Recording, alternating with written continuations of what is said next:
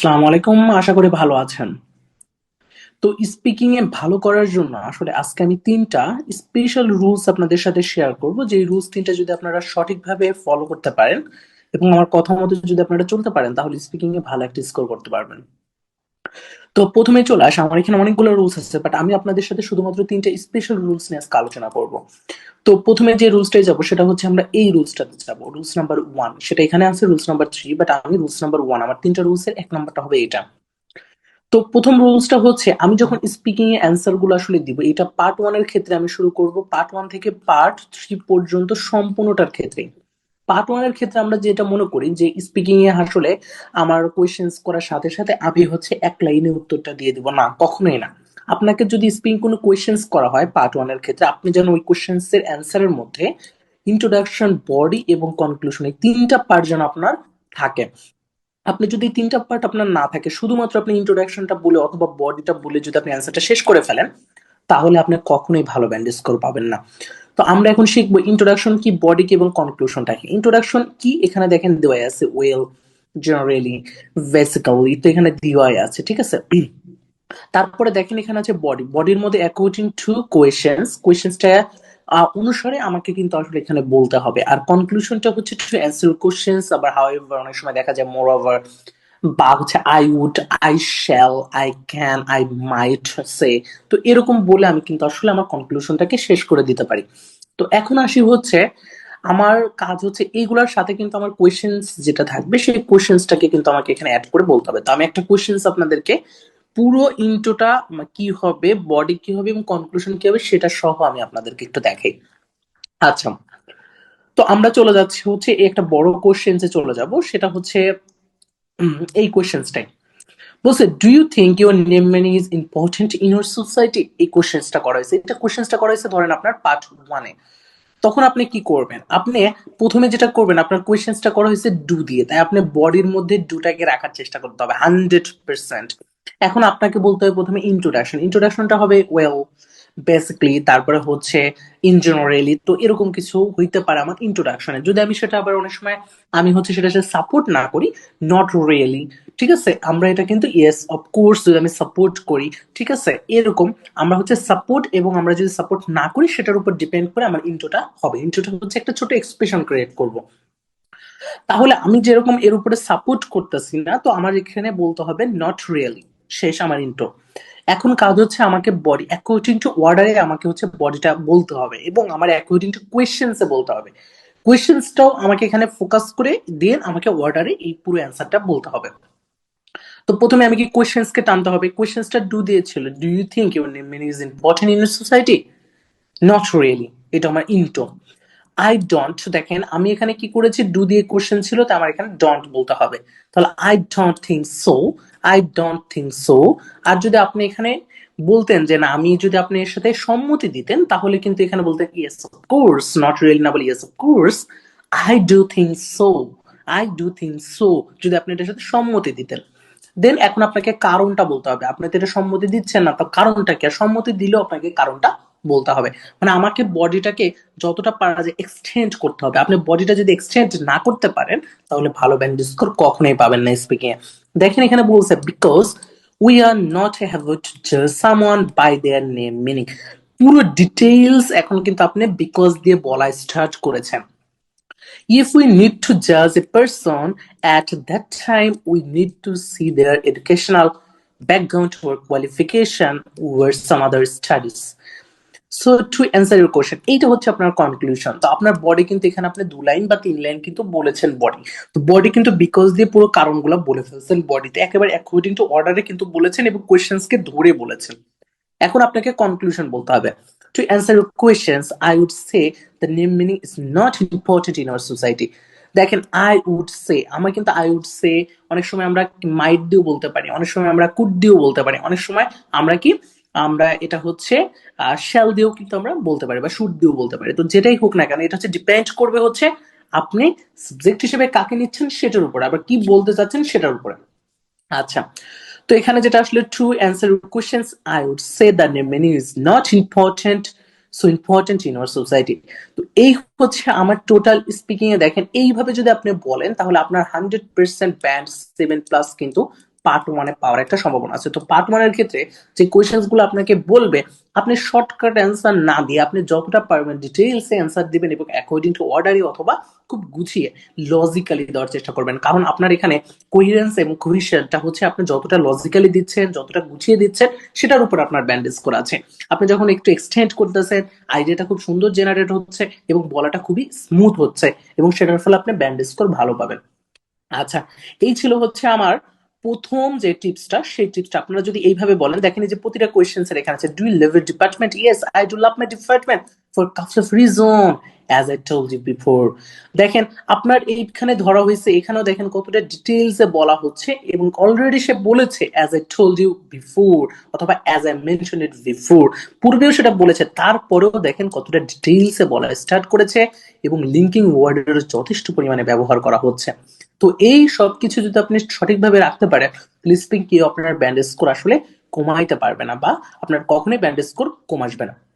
ওকে, এখন আসবো 2 নাম্বার যে আমরা টিপসটার কথা বলবো, সেটা হচ্ছে এইটা। যখন আপনাকে কোয়েশ্চেন্সে বিভিন্ন রিজন টাইপের কোন কোয়েশ্চেন্স আপনাকে করা হয়, যেরকম আপনাকে আসলে গান পছন্দ করেন কিনা, ডু ইউ লাইক সিং, অথবা do you like a song, অথবা ডু ইউ লাইক সিঙ্গিং, অথবা প্রশ্ন এরকম আসতে পারে do you like music, do you like হচ্ছে এনিথিং। তো এইরকম টাইপের যদি আপনাকে কোনো কোয়েশ্চেন্স করা হয়, তাহলে আপনাকে একটা জিনিস মাথায় রাখতে হবে, এইটাকে আপনি বিভিন্ন পার্ট বাই পার্ট বিভিন্ন রিজন আকারে এটাকে কিন্তু অ্যান্সার গুলা দিতে হবে। তা আপনি তখন কি করবেন, আপনি এখানে কাপল অফ ইউজ করতে পারেন, ম্যান ইউজ করতে পারেন, লট অফ ইউজ করতে পারেন, ভ্যারাইটি অফ ইউজ করতে পারেন, এবং এমন দেবেন একটা স্ট্রাকচার এখানে ইউজ করলে আপনার বলাটা হবে খুবই সুন্দর। তো আপনার যখন এরকম বিভিন্ন রিজন থাকবে, তখন আপনি এমন দেবেন স্ট্রাকচার ইউজ করে যে বেস্ট যে কোনটা রিজন, সেই রিজনটাকে তুলে ধরতে পারেন। তো ঠিক আছে, তাহলে আমরা এখন চলে যাচ্ছি এইটার একটু আমরা দেখবো যে আসলে কিভাবে আসলে বলতে হয়। ধরেন এটা বলা হয়েছে, is there anything that you don't like in your dormitory bedroom. তো আপনি এটাকে প্রথমে কি করবেন, ইন্ট্রোডাকশন বলতে হবে, ওয়েল, ঠিক আছে, অথবা হচ্ছে বেসিক্যালি বললেন, অথবা হচ্ছে ইয়েস অফ কোর্স বললেন, অথবা অবভিয়াসলি বললেন, এরকম কিছু একটা বললেন। বলার পরে এখন আপনি কি করতেছেন, এখানে আপনি কিছু রিজন দেওয়ার চেষ্টা করবেন। তাহলে দেয়ার কাপল অফ থিংস দ্যাট, দেখেন কাপল of things, couple of reasons, couple of things, এখানে বলেন দেয়ার কাপল অফ থিংস দ্যাট, আপনার কোশ্চেনটা ছিল কি ডু নট বা ডোন্ট ছিল, তো আপনি এখানে ডুটাকে মেনশন করতে হবে। তাহলে there are couple of things that I don't like in my melody, এটা হচ্ছে অ্যাকর্ডিং টু কোয়েশ্চেন্স। কোয়েশ্চেন্স কে টানা হইলো, কোয়েশ্চেন্স থেকে এই অংশটা টানলেন, কোয়েশ্চেন্স থেকে এই প্রথম লাইনটা আপনি বললেন, বলার পরে এখন আপনি আসবেন নিজের উত্তরে। বডির বডির প্রথম লাইনটা সবসময় অ্যাকর্ডিং টু কোয়েশ্চেন্স, দেন তারপর হচ্ছে অ্যাকর্ডিং টু অর্ডার। তাহলে এখন আসবে অ্যাকর্ডিং টু অর্ডার, তার মানে হচ্ছে অর্ডার এখন নিজের মতো করে বলবেন। এই যে অ্যামং দেম স্ট্রাকচার ইউজ করলেন, among them food problem is one of them, মানে অনেকগুলা প্রবলেম আছে, এর মধ্যে একটা প্রবলেম হচ্ছে ফুড প্রবলেম। আপনি চাইলে এখানে মেজর প্রবলেম বলতে পারেন, অথবা হচ্ছে বা আপনার মেইন প্রবলেমটা এখানে তুলে ধরতে পারেন, সেটা আপনি করতেই পারেন। এখন আপনি যে প্রবলেমটা বললেন, এখানে কিন্তু স্টপ হওয়া যাবে না, বিকজ আমাকে কারণ বলতে হবে কেন আমি এই প্রবলেমটা বললাম। দেখেন, because sometimes might provide unhygienic food which is unhealthy for students. So to answer your questions, I would say the problem is main বা major problem, ঠিক আছে, অফ দেম। তো আপনি যখন এইভাবে আসলে প্র্যাকটিস করবেন, বা বাসায় লিখে লিখে যখন আসলে প্র্যাকটিস করবেন, তখন আপনার অ্যান্সারটা অনেকটা গোছানো থাকবে এবং খুবই সুন্দর থাকবে, কারণ আপনি দুইটা সঠিক রিজন জানেন। এবং হাই ব্যান্ড স্কোর পাওয়ার জন্য যে জিনিসটা দরকার, অ্যান্সার গুলো যে প্যাটার্নে বলা দরকার, সেই জিনিসটা আপনি মোটামুটি জানেন। তো আপনার আসলে কখনোই, যদি এগুলো আপনি ঠিক মতো বলতে পারেন, বা বাসায় যদি এগুলো লিখে লিখে নিজের মতো করে যদি গুছিয়ে আপনি প্র্যাকটিস করতে পারেন এবং সবগুলো রুল যদি শিখতে পারেন, আমি কনফার্ম যে আপনারা ভালো একটা ব্যান্ডেজ করে স্প্রে করতে পারবেন। আচ্ছা, এইবার আসেন হচ্ছে এইটা, আমরা যে জিনিসটা দেখি সেটা হচ্ছে, আমরা যদি কোনো সময় ইনফরমেশন রিপিট কোটা করব, এরকম টাইপের একটা চলে আসে যে আমি আগেও বলেছি, আবার আমাকে রিপিট কোনো একটা কোয়েশ্চেন্স করা হয়েছে, যেটা আমার আগের কথাটা আবার বলতে হবে। তো অনেকে আমরা যেটা করি সেটা হচ্ছে as I told you before, এইটুকু বলে আমরা শেষ করে দিই, যে as I told you before অথবা অ্যাজ আই মেনশন বিফোর, এটা বলে শেষ করে দিই না, এটা কখনোই করা যাবে না। আরেকটা জিনিস হচ্ছে, অ্যান্সার বলার সময় আমি যতটা পারবো এই লিঙ্কিং ওয়ার্ড গুলোর যতটা পারা যায় আমি সঠিক ব্যবহার করাটা শিখতে হবে। যেরকম আমি যখন বিভিন্ন রিজন দিব, আমি যখন রিজন গুলা দেখেন, এই যে এটাই যখন রিজন দিয়েছিলাম, একটা রিজন তো আমরা এমন দিন দিয়ে দিয়েছি, আমরা কাপল অফ ইউজ করেছি, কিন্তু আমরা একটা রিজন এমন দিন দিয়ে দিয়েছি। কিন্তু আপনি যদি ওখানে 2-3টা রিজন দিতে চাইতেন, আপনি সেখানে অ্যাডিশনালি অথবা হচ্ছে ইন অ্যাডিশন, এটা বলে কিন্তু আপনি আরো রিজন গুলো দিতে পারতেন। ঠিক আছে, অথবা বিসাইড অথবা মোরওভার দিয়ে আপনি কন্ট্রাস্ট অথবা আপনি কি করতে পারতেন, একটু বিপরীত টাইপের বিভিন্ন রিজন কিন্তু সেখানে তুলে ধরতে পারতেন। এরকম লিঙ্কিং ওয়ার্ডের সঠিক ব্যবহারগুলো আমাদের কিন্তু শিখতে হবে। তো এখন আসি, লিঙ্কিং ওয়ার্ড কিন্তু মাস্ট আমাকে একটা বা দুটা জায়গায় কিন্তু বিভিন্ন রিজনের ক্ষেত্রে মাস্ট বি ব্যবহার করাটা খুবই উপযোগী ভালো ব্যান্ড স্কোরের জন্য। এখন আসি হচ্ছে as a told you before অথবা অ্যাজ এ মেনশন বিফোর, শুধুমাত্র এটাই আমি কি বলবো নাকি আসলে আমাকে পুরো অ্যান্সারটাকে বলতে হবে? হ্যাঁ, পুরো অ্যান্সারটাকে কিন্তু আমাকে আবার বলতে হবে। দেখেন আমি এখানে পুরোটা আপনাদের জন্য লিখে রাখছি। তো এইখানে যে জিনিসটা আপনারা দেখতে পাচ্ছেন, এই কোয়েশ্চেন্সে চলেছে, এই যে এটা দেখেন, yes I do love my department for couple of reasons as I told you before. দেখছেন আপনার অ্যাকর্ডিং টু কোয়েশ্চেন্স প্রথমে আপনাকে টানতে হবে। অ্যাকর্ডিং টু কোয়েশ্চেন্স যখন টানবে, যেরকম I do love my department for couple of reasons, then তারপরে আপনাকে বলতে হবে, প্রথমে ইন্ট্রোটা আপনাকে রাখতে হয়েছে, অ্যাকর্ডিং টু কোয়েশ্চেন্স আপনাকে রাখতে হয়েছে, দেন তারপর আপনি বলেছেন as I told you before অথবা as I mention it before from my young age, অথবা হচ্ছে আপনি এখানে জাস্ট হচ্ছে এইটা আপনি তারপরে বলা স্টার্ট করবেন যে আপনি এটাকে আসলে এর আগে বলেছেন।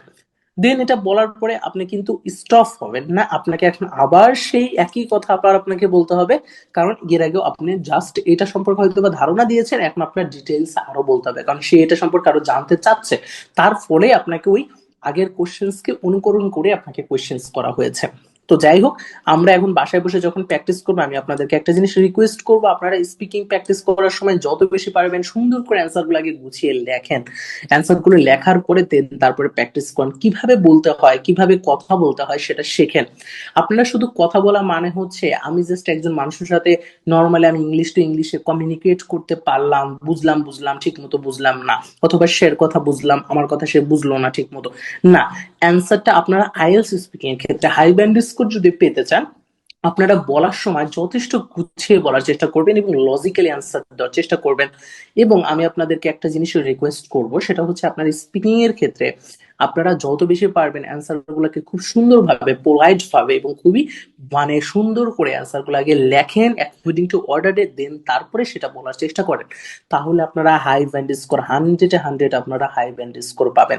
কারণ আপনি কি করবেন, আপনি সুন্দর করে লেখাটাই আপনার সৌন্দর্যকে ফুটিয়ে তুলবে, যে আপনি আসলে কতটুকু সৌন্দর্য এখানে দেখাতে পারতেছেন। তো এই জন্য আপনি লিখে সুন্দর করে আগে সৌন্দর্যটা ফুটিয়ে তুলে দেন, তারপর আপনি প্র্যাকটিস করেন।